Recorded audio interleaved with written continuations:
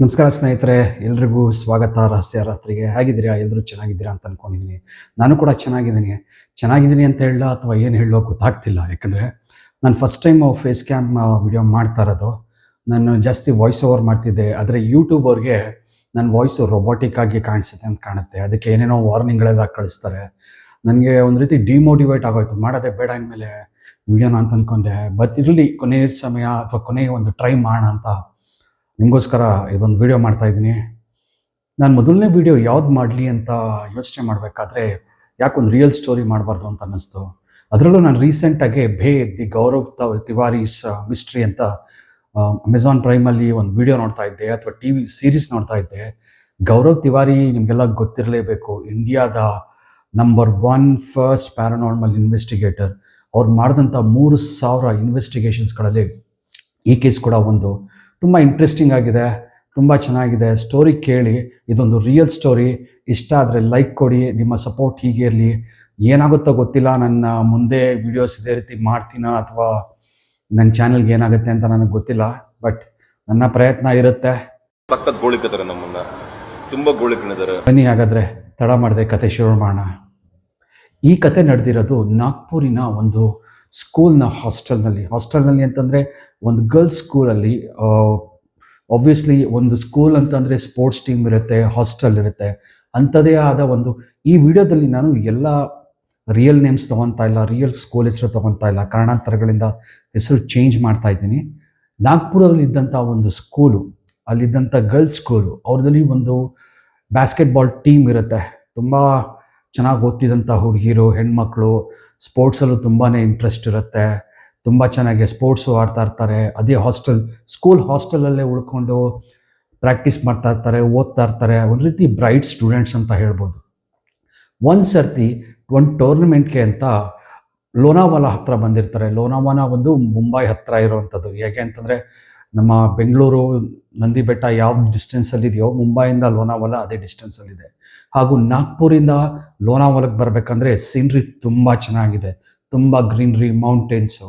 So ಇವರು ಲೋನಾವಾಲಾಗೆ ಬಂದು tournament ಮುಗಿಸ್ಕೊಂಡು ವಾಪಸ್ ಊರಿಗೆ ಹೋಗ್ಬೇಕಾದ್ರೆ 3 ಜನ ಹುಡುಗಿರಿಗೆ ದಾರಿ ಮಧ್ಯದಲ್ಲಿ 3 ಜನ ರೂಮ್ಮೇಟ್ಸು ಕೂಡ, ಅಶ್ವಿನಿ, ಪ್ರಿಯಾ, ಸುದರ್ಶಿನಿ, 3 ಜನ ಹುಡುಗಿರು. ಅದರಲ್ಲಿ ಅಶ್ವಿನಿಗೆ ಟಾಯ್ಲೆಟ್ಗೆ ಅರ್ಜೆಂಟ್ ಆಗುತ್ತೆ. ಅವಳು ಪ್ರಿಯಾ ಹತ್ರ ಹೋಗ್ಬಿಟ್ಟು, ನನಗೆ ಟಾಯ್ಲೆಟ್ಗೆ ಅರ್ಜೆಂಟ್ ಆಗ್ತಿದೆ ಸರ್ ಹೇಳು, ಅಂದರೆ ಇವ್ರನ್ನ ಕರ್ಕೊಂಡು ಹೋದಂಥ PT ಮಾಸ್ಟ್ರು ಬಸ್ ಮುಂದೆ ಕೂತಿರ್ತಾರೆ, ಅವ್ರಿಗೋಗಿ ಹೇಳು, ಬಸ್ ನಿಲ್ಸಕ್ಕೆ ಹೇಳ್ತೀಯಾ ಅಂತ. ಸರಿ, ಅದಕ್ಕೆ ಪ್ರಿಯಾ ಏನು ಮಾಡ್ತಾಳೆ, ಸರ್ ಹತ್ರ ಹೋಗಿ, ಸರ್ ಎಮರ್ಜೆನ್ಸಿ ಇದೆ, ಟಾಯ್ಲೆಟ್ಗೆ ಹೋಗಬೇಕು, ಬಸ್ ನಿಲ್ಲಿಸಿ ಅಂತಾರೆ. ಅದೊಂದು ಹಿಲ್ ಸ್ಟೇಷನ್ ಆಗಿರುತ್ತೆ, ಅಕ್ಕಪಕ್ಕ ಸುತ್ತಲೂ ಗಿಡ ಮರಗಳು ಬಿಟ್ಟರೆ ಬೇರೆ ಏನೂ ಇರಲ್ಲ. ತಕ್ಷಣ ಪ್ರಿಯಾ ಏನು ಮಾಡ್ತಾಳೆ, ಮುಂದೆ ಕೂತ್ಕೊಂಡು ತೂಕುಡಿಸ್ತಾ ಇದ್ದಿದ್ದ PT ಮಾಸ್ಟರ್ ಹತ್ರ ಹೋಗಿ, ಸರ್ ಟಾಯ್ಲೆಟ್ಗೆ ಹೋಗಬೇಕು, ಬಸ್ ನಿಲ್ಲಿಸ್ತೀರಾ ಅಂತ ಕೈ ತೋರಿಸ್ತಾಳೆ. ಅದಕ್ಕೆ PT ಮಾಸ್ಟ್ರು ಬಸ್ ಡ್ರೈವರ್ ಕಡೆ ನೋಡ್ತಾ, ಸ್ವಲ್ಪ ಎಮರ್ಜೆನ್ಸಿ ಇದೆ, ಬಸ್ ಸೈಡ್ಗೆ ಹಾಕಪ್ಪ ಅಂತ ಹೇಳ್ತಾರೆ. ಅವ್ರು ನಿಲ್ಲಿಸಿದಂಥ ಬಸ್ ಲೊಕೇಶನ್ ಹೇಗಿರುತ್ತೆ ಅಂದರೆ, ಸುತ್ತಲೂ ಗಿಡ ಮರಗಳು, ಒಂದು ರೀತಿ ಕಾಡಿನ ಪ್ರದೇಶ. ಬಸ್ ನಿಲ್ಲಿಸಿದ ತಕ್ಷಣ PT ಮಾಸ್ಟ್ರು ಮೊದಲು ಕೆಳಗಿಳಿದು ಅವ್ರು 3 ಜನನ ಕೆಳಗೆ ಕರೀತಾ, ಬೇಗ ಹೋಗಿ ಬೇಗ ಬನ್ನಿ ಅಂತ ಕಳಿಸ್ತಾನೆ. ಈ 3 ಜನ ಟಾಯ್ಲೆಟ್ಗೆ ಅಂತ ಒಂದು ರೀತಿ ಗಿಡಗಳಿರೋವಂಥ ಜಾಗಕ್ಕೆ ಹೋದಾಗ 3 ಜನ ಡಿಸೈಡ್ ಮಾಡ್ತಾರೆ, ಒಬ್ಬೊಬ್ಬರು ಒಂದೊಂದು ದಿಕ್ಕಕ್ಕೆ ಹೋಗೋಣ ಅಂತ. ನೀನು ಬಲಗಡೆ ಹೋದರೆ ನೀನು ಮುಂದೆ ಹೋಗು, ನಾನು ಎಡಗಡೆ ಹೋಗ್ತೀನಿ ಅಂತ. ಅಶ್ವಿನಿ ಇದ್ದವಳು ಎಡಗಡೆ ಹೋದರೆ ಪ್ರಿಯಾ ಬಲಗಡೆ ಹೋಗ್ತಾಳೆ, ಸುದರ್ಶಿನಿ ಸ್ವಲ್ಪ ಮುಂದೆ ಹೋಗ್ತಾಳೆ. ಅಶ್ವಿನಿ ಸುಮಾರು ದೂರ ನಡೆದ ಮೇಲೆ ಒಂದು ಜಾಗದಲ್ಲಿ ಬಂದಿದ್ದಂಥ ಕೆಲಸ ಮುಗಿಸಿದ ಮೇಲೆ ವಾಪಸ್ ಬರಬೇಕಾದ್ರೆ ಅವಳಿಗೆ ಎದುರುಗಡೆ ಒಂದು ಬಾವಿ ಕಾಣುತ್ತೆ. ಬಾವಿ ನೋಡಿದಂಥ ಅಶ್ವಿನಿಗೆ ತುಂಬ ಆಕರ್ಷಣೆ ಆಗುತ್ತೆ. ತಕ್ಷಣ ಬಾವಿ ಹತ್ರ ಹೋಗಿ ನಿಂತ್ಕೊಂಡು ನೋಡ್ತಾಳೆ. ಬಾವಿ ತುಂಬಾ ಆಳವಾಗಿರುತ್ತೆ, ತುಂಬಾ ಕೆಳಗಡೆ ನೀರಿರುತ್ತೆ. ಅವಳ ಗಮನ ಬಾವಿ ಕಟ್ಟೆ ಏನಿರುತ್ತೆ ಅದ್ರ ಕಡೆ ಹೋಗುತ್ತೆ. ಆ ಕಟ್ಟೆ ಮೇಲೆ ಯಾರೋ ಒಬ್ರು ಒಂದು ಪೆನ್ನು ಅಥವಾ ಬ್ಲ್ಯಾಕ್ ಕಲರ್ ಮಾರ್ಕರಲ್ಲೋ ಕೌಶಿಕ್ ಲವ್ಸ್ ಸುಹಾನಿ ಅಂತ ಬರೆದಿರ್ತಾರೆ. ಅವಳು ಕೌಶಿಕ್ ಲವ್ಸ್ ಸುಹಾನಿ ಅಂತ ಓದಿದ್ದವಳೆ ಸುಮ್ಮನೆ ಇರದೆ ಬಾವಿಯೊಳಗೆ ಬಗ್ತಾ, ಐ ಲವ್ ಯು ಕೌಶಿಕ್ ಅಂತ ಕಿರ್ಚ್ತಾಳೆ. ಅವಳು ಆ ರೀತಿ ಕಿರ್ಚಿದ ತಕ್ಷಣ ಬಾವಿ ಒಳಗಡೆಯಿಂದ ಸುಹಾನಿ ಅನ್ನೋ ಪದ ಕೇಳಿಸುತ್ತೆ. ಅಂದರೆ ಯಾರೋ ಒಳಗಡೆಯಿಂದ ಸುಹಾನಿ ಅಂತ ಹೇಳ್ತಾರೆ. ಈ ಕಡೆ ಅಶ್ವಿನಿಗೆ ಆಶ್ಚರ್ಯ. ಆಗ್ತಿದ್ದಾಗೇನೆ ಇದ್ದಕ್ಕಿದ್ದಾಗೆ ಅವಳ ಮುಖಕ್ಕೆ ಒಂದು ಜೋರ್ದಾದ ಗಾಳಿ ಹೊಡೆದಾಗುತ್ತೆ. ಅಷ್ಟೇ, ಆ ರೀತಿ ಗಾಳಿ ಹೊಡೆದಿದ್ದೇ ತಡ ದಿಗ್ಭ್ರಮೆ ಆಗಿ ಹಾಗೇ ಸುಮ್ಮನೆ ನಿಂತ್ಕೊಂಡ್ಬಿಡ್ತಾಳೆ. ಈ ಕಡೆ ಪ್ರಿಯಾ ಆಮೇಲೆ ಸುದರ್ಶಿನಿ ಅವ್ರ ಕೆಲಸ ಮುಗಿಸ್ಬಿಟ್ಟು ಬಸ್ ಹತ್ರ ಹೋದ್ರೆ P T master bus door ಹತ್ರ ನಿಂತಿದ್ದವರು ಅಶ್ವಿನಿ ಎಲ್ಲಿ ಅಂತ ಕೇಳ್ತಾರೆ. ಅದಕ್ಕೆ ಅವರು ಅವಳು ಆಗ್ಲೇ ಬಂದಿರ್ಬೇಕಲ್ಲ ಅಂತ ಹೇಳ್ತಾರೆ. ಅದಕ್ಕೆ ಇಲ್ಲ, ಅವಳು ಇನ್ನೂ ಬಂದಿಲ್ಲ, ಮೊದ್ಲು ಹೋಗ್ಬಿಟ್ಟು ಕರ್ಕೊಂಬನ್ನಿ ಅಂತಾರೆ. ತಕ್ಷಣ ಪ್ರಿಯಾ ಆಮೇಲೆ ಸುದರ್ಶಿನಿ ಅಶ್ವಿನಿ ಹುಡ್ಕೊಂಡು ಮುಂದೆ ಹೋಗ್ತಾರೆ. ಮುಂದೆ ಹೋದ್ರೆ ಅಶ್ವಿನಿ ಒಂದ್ ರೀತಿ ಬೆನ್ ತೋರಿಸ್ಕೊಂಡು ದಿಗ್ಭ್ರಮೆ ಆಗಿ ಬಾವಿ ಕಡೆ ನೋಡ್ತಾ ನಿಂತಿರ್ತಾಳೆ. ಇವಳು ಅವ್ರ ಹತ್ರ ಹೋಗಿ ಅವ್ಳ ಮುಖದ ಕಡೆ ನೋಡಿದ್ರೆ ಅವಳ ಮುಖದಲ್ಲಿ ಒಂದ್ ರೀತಿ ಚೇಂಜಸ್ ಇರುತ್ತೆ, ಡಾರ್ಕ್ ಸರ್ಕಲ್ಸ್ ಕಾಣ್ತಾ ಇರುತ್ತೆ. ಒಂದ್ ರೀತಿ ಏನು ಮಾತಾಡದೆ ಈ ಶಾಕ್ ಕೊಡ್ದಿರ್ತಾರಲ್ಲ ಆ ರೀತಿ ನಿಂತಿರ್ತಾಳೆ. ಇವ್ರು ಹೋಗಿ ಅಶ್ವಿನಿ ಏನ್ ಮಾಡ್ತಿದೆ ಅಲ್ಲಿ ಅಂತ ಅವಳು ಮುಟ್ಬೇಕು. ತಕ್ಷಣ ಅವಳು ಪ್ರಜ್ಞೆ ಬಿದ್ದೋಗ್ತಾಳೆ. ಅವಳು ಬಿದ್ದಿದ ಕ್ಷಣ ಪಿ ಟಿ ಮಾಸ್ಟರ್ ಹತ್ರ ಓಡೋಗಿ ಅವಳು ಬಿದ್ದಿರೋದ್ರ ಬಗ್ಗೆ ತಿಳಿಸ್ತಾರೆ. ಪಿ ಟಿ ಮಾಸ್ಟ್ರು ಅವಳ ಜೊತೆ ಬಂದು ಅವಳು ನೆತ್ಕೊಂಡು ಬಸ್ಸಲ್ಲಿ ಕೂರಿಸ್ಕೋತಾರೆ. ಆದ್ರೆ ಅವಳಿಗೆ ಎಷ್ಟು ಜ್ವರ ಇರುತ್ತೆ ಅಂತಂದ್ರೆ ಅಷ್ಟು ಜ್ವರ 102 ಡಿಗ್ರಿನೋ 103 ಡಿಗ್ರಿನೋ ಅಂತ ಅನ್ಬೋದು. ಎಷ್ಟು ಜ್ವರ ಇರುತ್ತೆ ಅಂತಂದ್ರೆ ಪಿ ಟಿ ಮಾಸ್ಟರ್ ಡ್ರೈವರ್ ಕಡೆ ನೋಡ್ತಾ ದಾರಿನಲ್ಲಿ ಯಾವ ಹಾಸ್ಪಿಟ್ಲು ಸಿಗುತ್ತೋ ಮೊದಲು ಆ ಹಾಸ್ಪಿಟ್ಲ್ ಹತ್ರ ನಿಲ್ಸು ಅಂತ ಹೇಳ್ತಾರೆ. ಸುಮಾರು 15 ಕಿಲೋಮೀಟರ್ ಟ್ರಾವೆಲ್ ಮಾಡಿದ್ಮೇಲೆ ಒಂದು ಕ್ಲಿನಿಕ್ ಸಿಕ್ಕುತ್ತೆ. ಡಾಕ್ಟರ್ ಅವಳನ್ನ ಚೆಕ್ ಮಾಡಕ್ ಶುರು ಮಾಡ್ತಾರೆ. ಆದ್ರೆ ಇವಳನ್ನ ಚೆಕ್ ಮಾಡ್ಬೇಕಾದ್ರೆ ಡಾಕ್ಟರ್ ಸ್ಟ್ರೆಚರ್ ಮೇಲೆ ಮಲಗಿಸಿದ್ರೆ ಅವಳು ಸೀಲಿಂಗ್ ನೋಡ್ತಾ ಕಣ್ಬಿಟ್ಕೊಂಡು ಏನು ಆಕ್ಷನ್ ಇಲ್ಲದೆ ಮಲಗಿರ್ತಾಳೆ. ಡಾಕ್ಟರ್ ಟೆಸ್ಟ್ ಮಾಡಿದವ್ರು ಅವ್ರ ರೀತಿ ಆಶ್ಚರ್ಯ ಆಗುತ್ತೆ, ಏನಕ್ಕೆ ಈ ರೀತಿ ಇದ್ದಾಳೆ ಅಂತ. ಪಿ ಟಿ ಮಾಸ್ಟರ್ ಕಡೆ ನೋಡ್ತಾ ಇವಳು ಹುಷಾರಾಗೇ ಇದ್ಲಾ, ಬೇರೆ ಏನಾದರೂ ಡಿಸೀಸ್ ಇದೆಯಾ ಅಂತ ಕೇಳ್ತಾರೆ.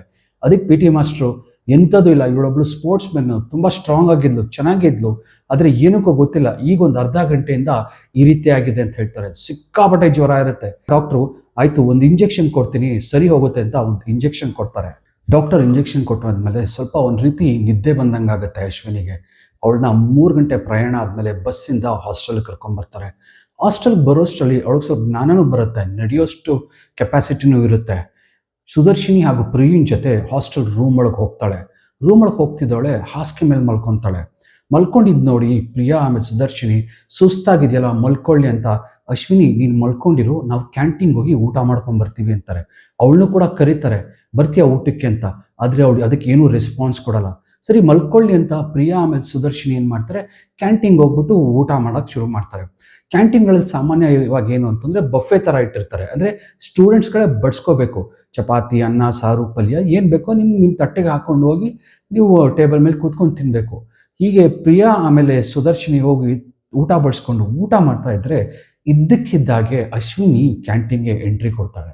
ಎಂಟ್ರಿ ಕೊಟ್ಟೋಳೆ ತಟ್ಟೆ ತಗೊಂಡು ಎಷ್ಟು ಊಟ ಬಡಿಸ್ಕೊತಾಳೆ ಅಂತಂದರೆ ಇಡೀ ಕ್ಯಾಂಟೀನಲ್ಲಿ ಒಂದು 20-30 ಜನ ಹುಡುಗಿರು ಊಟ ಮಾಡ್ತಿರ್ತಾರೆ. ನೋಡಿದ್ದವ್ರಿಗೆ ಆಶ್ಚರ್ಯ ಆಗ್ಬಿಡುತ್ತೆ. ಒಂದು 15-20 ಚಪಾತಿ, ಒಂದು ದೊಡ್ಡ ತಟ್ಟೆ ಅಷ್ಟು ಅನ್ನ ಸಾರು. ಅವಳು ಹೇಗೆ ಅಂತಂದರೆ ಒಂದು 10 ಜನ ಊಟ ಮಾಡೋ ಅಷ್ಟು ಆ ಕ್ವಾಂಟಿಟಿನ ಊಟ ಮಾಡೋದಕ್ಕೆ ಶುರು ಮಾಡ್ತಾ ಇರ್ತಾಳೆ. ಯಾವ ರೀತಿ ತಿಂತಾ ಇರ್ತಾಳೆ ಅಂತಂತಂದರೆ ತುಂಬ ಹಸ್ತವ್ರಿಗೆ ಒಂದು ರೀತಿ ವಿಚಿತ್ರವಾಗಿ ತಿಂತಾರಲ್ಲ ಆ ರೀತಿ ತಿಂತಾ ಇರ್ತಾರೆ. ಅದನ್ನ ನೋಡಿದ ತಕ್ಷಣ ಎಲ್ರಿಗೂ ಗಾಬರಿ ಆಗುತ್ತೆ. ಈ ರೀತಿ ಊಟ ಮಾಡಿದವಳೆ ಊಟ ಮುಗಿಸೋದ್ಮೇಲೆ ಹೋಗಿ ರೂಮೊಳಗೆ ಮಲ್ಕೋತಾಳೆ.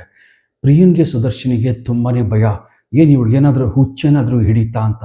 ಅವರು ಊಟ ಮುಗಿಸಿ ಏನು ಮಾತಾಡದೆ ರೂಮ್ ಒಳಗೆ ಹೋಗಿ ಅವ್ರ ಪಾಡ್ಗವ್ರ ಜಾಗದಲ್ಲಿ ಮಲ್ಕೊಂಡ್ಬಿಡ್ತಾರೆ. ನೆಕ್ಸ್ಟ್ ಡೇ ಎದ್ದು ಹಾಸ್ಟೆಲ್ ಮುಂದೆ ಗ್ರೌಂಡ್ ಇರುತ್ತೆ. ಗ್ರೌಂಡಲ್ಲಿ ಅಶ್ವಿನಿ ಪ್ರಿಯಾ ಆಮೇಲೆ ಸುದರ್ಶಿನಿ ನಿಂತಿರ್ತಾರೆ. ಜೊತೆಗೆ ಬೇರೆ ಫ್ರೆಂಡ್ಸ್ಗಳು ಇರ್ತಾರೆ. ಬೇರೆ ಫ್ರೆಂಡ್ಸ್ಗಳೆಲ್ಲ ಮಾತಾಡ್ತಾ ಇರ್ತಾರೆ, ಕೆಲವ್ರು ಮೊಬೈಲ್ ನೋಡ್ತಾ ಇರ್ತಾರೆ, ಇನ್ನು ಕೆಲವ್ರು ಆಟ ಆಡ್ತಾ ಇರ್ತಾರೆ, ಬಾಸ್ಕೆಟ್ಬಾಲ್ ಆಡ್ತಾ ಇರ್ತಾರೆ.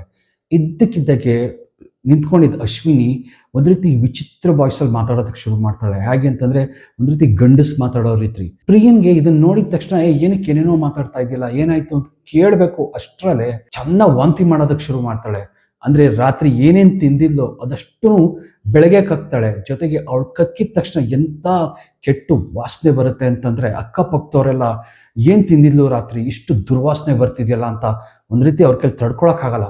ಇನ್ನು ಕೆಲವ್ರು ನಿಂತಿದ್ದವರು ಫುಡ್ ಪಾಯ್ಸನ್ ಆಗಿರಬೇಕು ಅಂತ ಅನ್ಕೋತಾರೆ. ಸ್ಕೂಲ್ನವ್ರು ಏನು ಮಾಡ್ತಾರೆ, ಅವಳನ್ನ ಡಾಕ್ಟರ್ ಹತ್ರ ಕರ್ಕೊಂಡು ಹೋಗ್ತಾರೆ. ಡಾಕ್ಟರ್ ಚೆಕ್ ಮಾಡಿದವರು ಫುಡ್ ಪಾಯ್ಸನ್ ಆಗಿರಬೇಕು ಅಂತ ಅಂದ್ಬಿಟ್ಟು ಅವರು ಒಂದು ಇಂಜೆಕ್ಷನ್ನು ಟ್ಯಾಬ್ಲೆಟ್ ಕೊಟ್ಟು ಕೆಲವು ಸಿರಪ್ಗಳನ್ನು ಕೊಡ್ತಾರೆ. ಅಂದರೆ 1-2 ಸಿರಪ್ ಕೊಡ್ತಾರೆ ಕುಡಿಯೋದಕ್ಕೆ. ಡಾಕ್ಟ್ರಿಂದ ತೋರಿಸ್ಕೊಂಡು ಮತ್ತೆ ಹಾಸ್ಟೆಲ್ ರೂಮ್ ಕರ್ಕೊಂಡ್ಬರ್ತಾರೆ. ಹಾಸ್ಟೆಲ್ ರೂಮ್ ಕರ್ಕೊಂಡ್ಬಂದು ಕೂರಿಸ್ಬಿಟ್ಟು ಸಿರಪ್ ಕುಡಿಯೋದಕ್ಕೆ ಹೇಳ್ತಾರೆ. ಅದಕ್ಕೆ ಅಶ್ವಿನಿ ಏನೂ ರೆಸ್ಪಾನ್ಸ್ ಮಾಡ್ತಿರಲ್ಲ, ಸುಮ್ಮನೆ ತಲೆ ಬಗ್ಗಿಸ್ಕೊಂಡು ಕೂತಿರ್ತಾಳೆ. ಅಶ್ವಿನಿ ಸಿರಪ್ ಕುಡಿ, ಡಾಕ್ಟ್ರ್ ಹೇಳಿದ್ದಾರೆ ನಿನ್ಗೆ ಇನ್ಫೆಕ್ಷನ್ ಆಗಿದೆಯಲ್ಲ ಅದು ಸರಿ ಹೋಗುತ್ತೆ ಅಂತ. ಅವಳು ಏನೂ ಮಾತಾಡದೆ ಸುಮ್ಮನೆ ಕೂತ್ಕೊಂಡಿರ್ತಾಳೆ. ಮತ್ತೆ ಅವಳಿಗೆ ಫೋರ್ಸ್ ಮಾಡ್ತಾರೆ, ಕುಡಿ ಅಶ್ವಿನಿ ಪ್ಲೀಸ್ ಒಂಚೂರು ಸಿರಪ್ ಕುಡಿ ಅಂತ. ಕಣ್ಣಿನ ಕಲರೇ ಚೇಂಜ್ ಆಗ್ಬಿಡುತ್ತೆ. ಕೋಪ ಬಂದು ಅವ್ರ ಹತ್ರ ಇದ್ದಿದ್ದ ಸಿರಪ್ ಬಾಟ್ಲು ಕಿತ್ಕೊಂಡು ಒಟ್ಟಿಗೆ ಘಟ ಘಟ ಘಟ ಅಂತ ಫುಲ್ ಬಾಟಲ್ ಕುಡಿತಾರೆ. ಅದೇ ಜಾಗದಲ್ಲಿ ಪಿ ಟಿ ಮಾಸ್ಟರ್ ನಿಂತಿರ್ತಾನೆ. ಅಂದರೆ ಆ ಸಮಯಕ್ಕೆ ಸರಿಯಾಗಿ ಅವರು ಕೂಡ ಬರ್ತಾರೆ. ಬಂದಿದ್ದವ್ರೆ, ಏನಿದು ಹುಚ್ಚಾಟ, ಇದೇನು ಪ್ರ್ಯಾಂಕ್ ಮಾಡ್ತಾ ಇದೆಯಾ, ಬೇಕು ಅಂತ ಹಿಂಗೆ ನಾಟಕ ಮಾಡ್ತಾ ಇದೆಯಾ ಅಂತಾರೆ. ಆಗ ಅದು ಏನಾಗಿತ್ತು, ಎದ್ದು ನಿಂತ್ಕೊಂಡಿದ್ದು ಅಶ್ವಿನಿ ಜೋರಾಗಿ ಪಿ ಟಿ ಮಾಸ್ಟರ್ಗೆ ಜಾಡ್ಸ್ ಒದಿತಾಳೆ. ಜಾಡ್ಸ್ ಒದ್ದೋಳೆ ಗಂಡಸ್ ವಾಯ್ಸಲ್ಲಿ, ಸಾಯಿಸ್ಬಿಡ್ತೀನಿ ನಿನ್ನ, ಏನು ಅನ್ಕೊಂಡಿದ್ಯಾ, ನನ್ನ ಇವಳನ್ನ ಯಾರು ಬೇರೆ ಮಾಡೋಕ್ಕಾಗಲ್ಲ. ಪಿ ಟಿ ಮಾಸ್ಟರ್ಗೆ ಆಶ್ಚರ್ಯ ಆಗುತ್ತೆ, ಏನಕ್ಕೆ ಈ ರೀತಿ ಮಾತಾಡ್ತಾ ಇದ್ದಾಳೆ ಅಂತ. ಅವ್ರು ಹೊರಗೊಟ್ಟೋಗ್ತಾರೆ, ಡಾಕ್ಟರ್ ಕೇಳೋಣ ಈ ರೀತಿ ಆಡ್ತಾ ಇದ್ದಾಳೆ ಅಂತ. ಅದೇ ಸಮಯದಲ್ಲಿ ಹಾಸ್ಟೆಲಲ್ಲಿದ್ದ ಆಯಾ ಪಿ ಟಿ ಮಾಸ್ಟರ್ ಹತ್ರ ಬಂದು, ಸರ್ ಯಾವ ಡಾಕ್ಟ್ರು ಇದಕ್ಕೆ ಏನೂ ಮಾಡೋಕ್ಕಾಗಲ್ಲ, ಅವಳಿಗೆ ಗಾಳಿ ಹಿಡ್ಕೊಂಡಿದೆ, ಗಾಳಿ, ಇದಕ್ಕೆ ಡಾಕ್ಟ್ರು ಏನು ಮಾಡೋಕ್ಕಾಗಲ್ಲ, ಇದಕ್ಕೆ ಬೇಕಾಗಿರೋದು ಯಾರು ತಾಂತ್ರಿಕರು ಅಥವಾ ಇದ್ರ ಬಗ್ಗೆ ಗೊತ್ತಿರೋ ಅಥವಾ ಸಿದ್ಧಿ ಮಾಡ್ಕೊಂಡಿರೋ ಅಂಥ ಪುರುಷರು, ಅಂಥವ್ರು ನನಗೆ ಗೊತ್ತಿದ್ದಾರೆ. ಯಾವಾಗ ಆಯಾ ಆ ರೀತಿ ಹೇಳ್ತಾರೆ, ಪಿ ಟಿ ಮಾಸ್ಟ್ರು ಅವ್ರ ಅಡ್ರೆಸ್ ಕೇಳ್ತಾರೆ. ಅಡ್ರೆಸ್ ತಿಳ್ಕೊಂಡು ಆ ವ್ಯಕ್ತಿನ ನೋಡೋಕ್ಕೆ ಅಂತ ಹೋಗ್ತಾರೆ. ಅವರೊಬ್ಬರು ಪಂಡಿತರಾಗಿರ್ತಾರೆ, ಅಂದರೆ ಈ ಒಂದು ತಾಂತ್ರಿಕ ವಿದ್ಯೆ ಎಲ್ಲ ಸಿದ್ಧಿ ಮಾಡ್ಕೊಂಡಿರೋಂಥ ಪಂಡಿತರು. ಅವರಿದ್ದವ್ರು ಈ ಕತೆ ಕೇಳಿ ಕೆಲವು ಅಡಿಕೆಗಳನ್ನು ಕೊಡ್ತಾರೆ. ಈ ಎಲೆ ಅಡಿಕೆಗೆ ನಾವು ತಿಂತೀವಲ್ಲ, ಆ ರೀತಿ ಅಡಿಕೆಗಳನ್ನು ಕೊಟ್ಟು, ತಗೋ ಇದನ್ನು ತೊಗೊಂಡೋಗಿ ಇದರಲ್ಲಿದ್ದು ಒಂದು ಅಡಿಕೆನ ಅವಳ ಬಾಯಿಗೆ ಹಾಕಿದ ತಕ್ಷಣ ಅವಳ ಒಳಗೆ ಏನಿದೆ ಅದು ಒಂದು ರೀತಿ ಹೊರಟೋಗ್ಬೋದು, ಅಥವಾ ಅವಳು ಕೊಡ್ತಾ ಇರೋ ತೊಂದರೆ ನಿಲ್ಲಿಸ್ಬೋದು. ಆದರೆ ಒಂದು ತುಂಬ ಟೈಮ್ ಆಗೋಗಿದೆ, ತಡ ಮಾಡಬೇಡ, ನಿನ್ನ ಹತ್ರನೂ ಟೈಮ್ ಇಲ್ಲ, ಅವಳ ಹತ್ರನೂ ಟೈಮ್ ಇಲ್ಲ ಅಂತಾರೆ. ಇದನ್ನು ಕೇಳಿದ ಪಿ ಟಿ ಮಾಸ್ಟ್ರು ಆ ಅಡಿಕೆನ ತೊಗೊಂಡು ಹಾಸ್ಟೆಲ್ಗೆ ಹೋಗ್ತಾನೆ. ಅಡಿಕೆನ ತೊಗೊಂಬಂದು ಪಿ ಟಿ ಮಾಸ್ಟ್ರು ಹಾಸ್ಟೆಲ್ಗೆ ಬಂದು ಕೆಲಸ ಮಾಡ್ತಿದ್ದ ಆಯಿನ ಜೊತೆ ಇನ್ನೊಬ್ಬ ವ್ಯಕ್ತಿನ ಕರ್ಕೊಂಡು, ಹಾಗೂ ಪ್ರಿಯಾ ಆಮೇಲೆ ಸುದರ್ಶನ್ ಜೊತೆಗೆ ಕರ್ಕೊಂಡು ಅಶ್ವಿನಿ ರೂಮ್ ಒಳಗೆ ಹೋಗ್ತಾರೆ. ಅಷ್ಟೊತ್ತಾಗಲಿ ಅಶ್ವಿನಿಗೆ ಒಂದು ರೀತಿ ಗೊತ್ತಾಗಿರುತ್ತೆ ಅಂತ ಕಾಣುತ್ತೆ. ಅಶ್ವಿನಿಗೆ ಅಂದರೆ ಒಳಗಿದ್ದಿದ್ದ ಆತ್ಮಕ್ಕೆ. ಯಾವಾಗ ಪಿ ಟಿ ಮಾಸ್ಟರ್ ಅವಳ ಮುಂದೆ ಹೋಗಿ ನಿಂತ್ಕೊಂಡು ಬಾಯಿ ತೆಗಿ, ನಿನಗೇನೋ ಪ್ರಸಾದ ಹಾಕಬೇಕು ಅಂತ ಹೇಳ್ತಾನೋ, ಆಗ ವಿಚಿತ್ರವಾದ ಮತ್ತೆ ಗಂಡಸ್ ವಾಯ್ಸ್ನಲ್ಲಿ ಅಶ್ವಿನಿ, ಏನು ಅನ್ಕೊಂಡಿದ್ಯಾ, ನಿನ್ನ ಕೈನಲ್ಲಿ ಇವಳನ್ನ ನನ್ನಿಂದ ದೂರ ಮಾಡೋದಕ್ಕಾಗಲ್ಲ ಅಂತ. ಆದರೆ ಬಲವಂತವಾಗಿ ಯಾವಾಗ ಒಂದು ಅಡಿಕೆನ ತೆಗೆದು ಅಶ್ವಿನಿ ಬಾಯಿ ಒಳಗೆ ಹಾಕ್ತಾರೋ, ಅವಳು ಒಂದು ರೀತಿ ಕಿರ್ಚೋದು ಒದ್ದಾಡೋದು ಮಾಡ್ತಿದ್ದವಳು ಒಂದು ಕ್ಷಣ ಇದ್ದಕ್ಕಿದ್ದಾಗೆ ಗೊಂಬೆ ಥರ ಕೂತ್ಕೊಂಡ್ಬಿಡ್ತಾಳೆ. ಹೇಗೆ ಅಂತಂತಂದರೆ ಒಂದು ಸ್ಟಿಲ್ ಅಥವಾ ಒಂದು ಈ ಅಳ್ಳಾಡದೇ ಇರೋ ವಸ್ತು ಇರುತ್ತಲ್ಲ, ಆ ರೀತಿ ಕೂತ್ಕೊಂಡ್ಬಿಡ್ತಾಳೆ. ಯಾವಾಗ ಅಡಿಕೆನ ಬಾಯಿನಲ್ಲಿ ಹಾಕಿದ ತಕ್ಷಣ ಅವಳು ಸುಮ್ಮನೆ ಕೂತ್ಕೋತಾಳೋ, ಪಿ ಟಿ ಮಾಸ್ಟರ್ ಅನ್ಕೊತಾರೆ, ಓ ಇದು ಪ್ರಸಾದ ತುಂಬ ಸ್ಟ್ರಾಂಗ್ ಆಗಿದೆ, ಇವಳಿಗೆ ಏನಾಗಿತ್ತೋ ಅದು ಸರಿ ಹೋಗಿರ್ಬೋದು ಅಂತ ಅನ್ಕೊತಾಳೆ. ಆದರೆ ಸುಮಾರು ಒಂದು 10 ನಿಮಿಷ ಆದಮೇಲೆ ಎದ್ದು ನಿಂತ್ಕೊಂಡು ಮತ್ತೆ ಗಂಡಸ್ ವಾಯ್ಸ್ನಲ್ಲಿ, ನೀನು ಏನು ಮಾಡಿದ್ರು, ಯಾವ ಪ್ರಸಾದ ತಂದ್ರು ನನ್ನ ನಿಲ್ಸೋಕ್ಕಾಗಲ್ಲ, ಇವಳನ್ನ ನಾನು ಎಲ್ಲಿದ್ದೀನೋ ಅಲ್ಲಿಗೆ ಕರ್ಕೊಂಡು ಹೋಗ್ತೀನಿ ಅಂತ ಅಶ್ವಿನಿ ರೂಮಿಂದ ನಡ್ಕೊಂಡು ಆ ಬಾವಿ ಕಡೆ ಹೋಗೋದಕ್ಕೆ ಶುರು ಮಾಡ್ತಾಳೆ. ಅಂದರೆ ಬಾವಿ ಆಬ್ವಿಯಸ್ಲಿ ತುಂಬ ದೂರ ಇರುತ್ತೆ. ಹಾಸ್ಟೆಲಿಂದ ಹೊರಗೆ ಹೋಗೋದಕ್ಕೆ ಶುರು ಮಾಡ್ತಾಳೆ. ಆದರೆ ಹಾಸ್ಟೆಲಿಂದ ಹೊರಗೆ ಹೋಗ್ಬೇಕು ಅಷ್ಟೊತ್ತಾಗಲೇ ಪಿ ಟಿ ಮಾಸ್ಟರ್ಗೆ ಪ್ರಸಾದ ಅಂತ ಕೊಟ್ಟಿರ್ತಾರಲ್ಲ, ಆ ಪಂಡಿತರು, ಆ ತಾಂತ್ರಿಕರೇನಿರ್ತಾರೆ, ಅವರಾಗಲೇ ಹಾಸ್ಟೆಲ್ ಮುಂದೆ ಬಂದು ನಿಂತಿರ್ತಾರೆ. ಹಾಸ್ಟೆಲ್ ಮುಂದೆ ನಿಂತಂಥ ಪಂಡಿತರು ಅವ್ರನ್ನ ಮತ್ತೆ ರೂಮ್ ಒಳಗೆ ಎಳ್ಕೊಂಡು ಹೋಗ್ತಾರೆ. ರೂಮ್ ಒಳಗೆ ಎಳ್ಕೊಂಡೋಗಿ, ನೀನು ಯಾರು, ನಿನ್ನ ಹೆಸರೇನು ಅಂತ ಕೇಳ್ತಾರೆ. ಅದಕ್ಕೆ ಅಶ್ವಿನಿ ಏನೂ ಉತ್ತರ ಕೊಡಲ್ಲ. ಅಷ್ಟೊತ್ತಾಗಲೇ ಅವಳ ಕಣ್ಣಿನ ಕಲರು, ಡಾರ್ಕ್ ಸರ್ಕಲು, ಪೂರ್ತಿ ಮುಖಾನೇ ಚೇಂಜ್ ಆಗೋಗಿರುತ್ತೆ. ಆಗ ಪಂಡಿತರು ಮಂತ್ರನ ಹೇಳೋಕ್ಕೆ ಶುರು ಮಾಡ್ತಾರೆ. ಆ ಅಡಿಕೆನ ಅವಳ ಮುಖದ ಮೇಲೆ ಬಿಸಾಕ್ತಾರೆ. ಬಲವಂತವಾಗಿ ಒಂದೆರಡು ಅಡಿಕೆನ ಬಾಯೊಳಗೆ ಹಾಕ್ತಾರೆ. ಕೊನೆಗೆ ಕಿರ್ಚ್ತಾ ಅಶ್ವಿನಿ, ನನ್ನ ಹೆಸರು ಕೌಶಿಕ್ ಅಂತ, ನಾನು ಇವಳನ್ನ ಕರ್ಕೊಂಡೊಟ್ಟೋಗ್ತೀನಿ, ಇವಳು ನನ್ನೋಳು ಅಂತಾಳೆ. ಅದಕ್ಕೆ ಪಂಡಿತರು ಬಿಡಲ್ಲ, ಯಾಕಂದರೆ ಅವ್ರ ತಾಂತ್ರಿಕ ಸಿದ್ಧಿ ಇರೋದ್ರಿಂದ ತುಂಬ ಮಂತ್ರಗಳು ಹೇಳಿ ನೀನು ಹೋಗು ಅಂತ ಹೇಳ್ತಾರೆ. ಆದರೆ ಯಾವಾಗ ಒಪ್ಪಲ್ವೋ, ಕೊನೆಗೆ ಅವರು ಕೆಲವು ವಿಭೂತಿಗಳನ್ನೆಲ್ಲ ತಗೊಂಡು ಅವಳ ಮೈಗೆಲ್ಲ ಹಚ್ಚಿ ಜೋರಾಗಿ ಮಂತ್ರ ಹೇಳಿದ್ಮೇಲೆ ಕೊನೆಗೆ ಅಶ್ವಿನಿ ಒಳಗಿದ್ದಂಥ ಆತ್ಮ ಕಿರ್ಚ್ತಾ ಅವಳ ದೇಹದಿಂದ ಹೊರಗೆ ಬಂದ್ಬಿಡುತ್ತೆ. ಇದನ್ನ ಇಂಡಿಯನ್ ಪ್ಯಾರಾನಾರ್ಮಲ್ ಇನ್ವೆಸ್ಟಿಗೇಟರ್ ಆದಂಥ ಗೌರವ್ ತಿವಾರಿ ಅವರು ಇನ್ವೆಸ್ಟಿಗೇಟ್ ಮಾಡಿದ್ರು. ಅವ್ರಿಗೆ ಸಿಕ್ಕಿದಂಥ ಔಟ್ಕಮ್ ಏನು ಅಂತಂತಂದ್ರೆ, ತುಂಬಾ ಹಿಂದೆ ಕೌಶಿಕ್ ಅನ್ನೋ ಹುಡುಗ ಸುಹಾನಿ ಅನ್ನೋ ಹುಡುಗಿನ ತುಂಬಾ ಪ್ರೀತಿಸ್ತಾ ಇದ್ದಂತೆ. ಅಂದ್ರೆ ಆ ಜಾಗದಲ್ಲಿ, ಆ ಸುತ್ತಮುತ್ತ ಇದ್ದಂತ ಪ್ರದೇಶದ ಊರಲ್ಲಿದ್ದವನು. ಯಾವಾಗ ಸುಹಾನಿ ಇವ್ರು ಕೌಶಿಕ್ನ ಬಿಟ್ಟು ಬೇರೆ ಒಬ್ಬ ಹುಡುಗನ ಜೊತೆ ಹೊರಟೋಗ್ತಾಳೋ, ತುಂಬಾ ನೊಂದಂತ ಕೌಶಿಕ್ ವಿಷ ತಗೊಂಡು ಆ ಬಾವಿ ಒಳಗೆ ಹಾರಿರ್ತಾನಂತೆ. ಆ ಬಾವಿ ಒಳಗೆ ಹಾರಿ ಅವನ ಆತ್ಮ ಅಲ್ಲೇ ಇತ್ತಂತೆ. ಯಾವಾಗ ಅಶ್ವಿನಿ ಆ ಬಾವಿ ಹತ್ರ ಹೋಗಿ ಐ ಲವ್ ಯು ಕೌಶಿಕ್ ಅಂತ ಕಿರ್ಚಿದ್ಲೋ, ಅವಾಗ ಆತ್ಮ ಇವಳೊಳಗೆ ಬಂದು ಸೇರ್ಕೊಂತಂತೆ. ಇವಳು ಸುಹಾನಿ, ಇವಳು ನನ್ನೋಳು ಅಂತ. ಕೊನೆಗೆ ಪಂಡಿತರ ಸಹಾಯದಿಂದ ಆ ಕೌಶಿಕ್ ಆತ್ಮ ಅಶ್ವಿನಿ ದೇಹದಿಂದ ಹೊರಗೆ ಬರುತ್ತೆ. ಆ ಆತ್ಮಕ್ಕೂ ಒಂದು ರೀತಿ ಮುಕ್ತಿ ಕೊಡಿಸ್ತಾರೆ. ಅದಾದ್ಮೇಲೆ ಅಶ್ವಿನಿ ಯಾವುದೇ ರೀತಿ ತೊಂದರೆ ಇಲ್ಲದೆ ನಾರ್ಮಲ್ ಆಗೇ ಇದ್ಲಂತೆ. ಸೊ ಇದು ನಿಜವಾದ ಕತೆ. ಇದನ್ನ ನನ್ನ ಫಸ್ಟ್ ವಿಡಿಯೋದಲ್ಲಿ ಗೌರವ್ ತಿವಾರಿ ಅವರು ಇನ್ವೆಸ್ಟಿಗೇಷನ್ ಮಾಡಿರೋದ್ರಿಂದ ತಿಳಿಸ್ಬೇಕು ಅಂತ ಅನ್ಕೊಂಡೆ. ಯಾಕಂದ್ರೆ ಇದೊಂದು ಅವರು ಒಂದು ಟ್ರಿಬ್ಯೂಟ್ ವಿಡಿಯೋ ಅಂತ ಹೇಳ್ಬೋದು. ಅವ್ರಿಗೆ ಟ್ರಿಬ್ಯೂಟ್ ಕೊಡೋಷ್ಟು ದೊಡ್ಡ ವ್ಯಕ್ತಿ ನಾನಲ್ಲ. ಅವರು ಗ್ರೇಟ್ ಪರ್ಸನಾಲಿಟಿ ಗೌರವ್ ತಿವಾರಿ. ಅಂಥವ್ರು ನಮ್ಮ ಮಧ್ಯೆ ಇಲ್ಲ ಅನ್ನೋದೇ ಬೇಜಾರು. ನಿಮ್ಮ ಅನಿಸಿಕೆಗಳನ್ನ ದಯವಿಟ್ಟು ಕಾಮೆಂಟ್ ಬಾಕ್ಸಲ್ಲಿ ತಿಳಿಸಿ. ನಾನು ಆಗಲೇ ಹೇಳ್ದಾಗೆ ನಾನು ಮುಂದೆ ವಿಡಿಯೋಸ್ ಮಾಡ್ತೀನೋ ಏನೋ ಗೊತ್ತಿಲ್ಲ. ನಿಮ್ಗೆಲ್ರಿಗೂ ನನ್ನ ಧನ್ಯವಾದ ತಿಳಿಸ್ಬೇಕಾಗಿತ್ತು ತಮ್ಮ ಸಪೋರ್ಟ್ಗೆ. ನನಗೀಗ ಹತ್ತತ್ರ 6,700 ಜನ ಸಬ್ಸ್ಕ್ರೈಬರ್ಸ್ ಇದ್ರು. ತಮ್ಮೆಲ್ಲರೂ ಸಪೋರ್ಟ್ ಹಾಗೂ ಪ್ರೀತಿಗೆ ತುಂಬಾನೇ ಆಭಾರಿ. ಧನ್ಯವಾದಗಳು. ಅಕಸ್ಮಾತ್ ಮುಂದೆ ಏನಾದರೂ ನಾನು ವಿಡಿಯೋ ಮಾಡಿದ್ರೆ ಮತ್ತೆ ಸಿಗ್ತೀನಿ. ಒಳ್ಳೇದಾಗಲಿ ಎಲ್ರಿಗೂ.